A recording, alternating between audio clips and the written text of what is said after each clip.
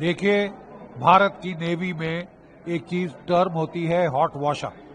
जैसे ही ऑपरेशन होता है, जिन्होंने भी हिस्सा लिया होता है उनको इकट्ठा करते हैं और क्या हुआ, कैसे हुआ, क्यों हुआ और क्या लेसन्स लर्न्ड है, इमीडिएटली हॉट वॉशअप जल्द से जल्द वो कर लेते हैं। इसके पहले मेमोरी फेज।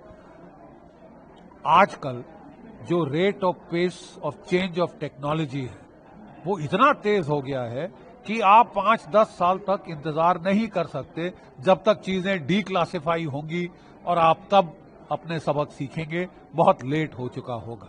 इसलिए ये मई के महीने में ऑपरेशन खत्म हुआ और अगस्त में मेरी ये किताब तैयार थी।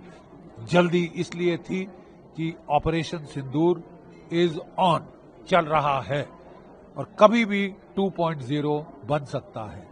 त्रैशक्ति एक्सरसाइज चल रही है। पाकिस्तान तंग करने से बाज नहीं आ रहा है। लगता है तबीयत हरी नहीं हुई है, साफ नहीं हुई है। इसके लिए कभी भी ऑपरेशन सिंदूर जो कॉल्ड ऑफ नहीं हुआ 2.0 हो सकता है। इस किताब में मैंने बताया है कि 2 रेवोल्यूशंस इन मिलिट्री अफेयर्स चल रहे हैं। 2 क्रांतियां हो रही हैं। एक क्रांति है ड्रोन्स की, दूसरी क्रांति है एयर डिफेंस की। रशिया यूक्रेन वॉर में साफ जाहिर है, मिडिल ईस्ट में साफ जाहिर है कि ड्रोन्स ने रेवोल्यूशन ला दी है, क्रांति ला दी है मैदाने जंग में।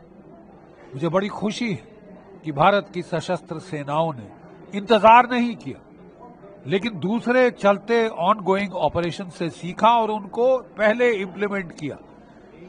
हमारे सेना में कहते हैं कि we army is always prepare to fight the last war. This is the war in which the army, navy, air force fought in the future.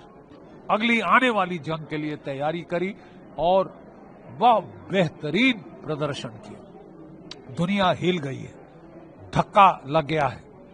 चाहे अमेरिका, चाहे यूरोप, सब हिल गए हैं कि भारत, चाहे चीन हो, चाहे और कोई देश हो, उनको धक्का लग गया है भारत की टेक्नोलॉजिकल कैपेबिलिटी देखकर।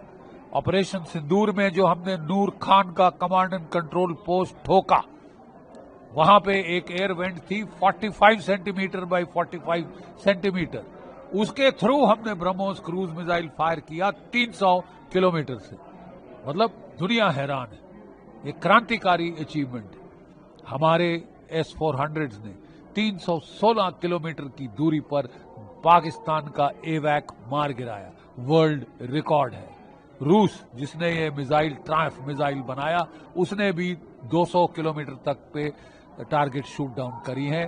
316 केवल भारत की एयरफोर्स ने शूट करी है। इसमें बहुत हमारे लिए कारगर लेसन्स हैं और जो हमको विश्वास दिलाते हैं कि पाकिस्तान का न्यूक्लियर ब्लफ कॉल्ड किया जा सकता है। पाकिस्तान को नोटिस पे डाल दिया गया है। Any act of terror will be an act of war. Any act of terror will be an act of war. और इसके चलते हम जो है वो अब तैयारी कर रहे हैं अगले राउंड की। त्रैशक्ति एक्सरसाइज चल रही है। पाकिस्तान बांग्लादेश में हमें छेड़ने की कोशिश कर रहा है, सरक्रीक में छेड़ने की कोशिश कर रहा है। अगर वो हद पार करता है तो उसको पता होना चाहिए कि इस बार ना उसका न्यूक्लियर बॉम्ब उसे बचा सकता है, उसको भारी कीमत चुकानी पड़ेगी। जय भारत, जय हिंद।